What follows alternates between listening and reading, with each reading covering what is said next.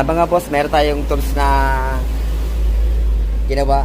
Yung socket ng mga boss. Tapos yung washer na aserong washer ito mga boss. Winelding ko rin sa ano, hinati ko dyan mga boss yan. Para po dito yan mga boss. Yan. Para pambaklas ng ano, cover. Medyo disbalingado na ito mga boss eh. Kaya hindi siya sakto. Kaya pupukin natin medyo ano na siya mga boss. Yan mga boss. Tapos gamitan natin ng impact drive para walang pagkabilog. Yan. Ganun lang mga boss oh.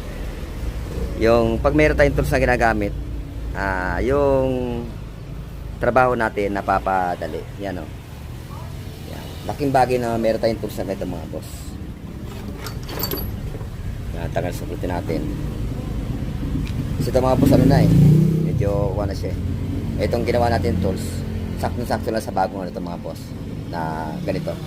Sa cover ng side mga boss.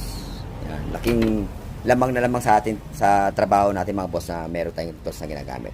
Sige pa mga boss, hanggang dito na yun. God bless.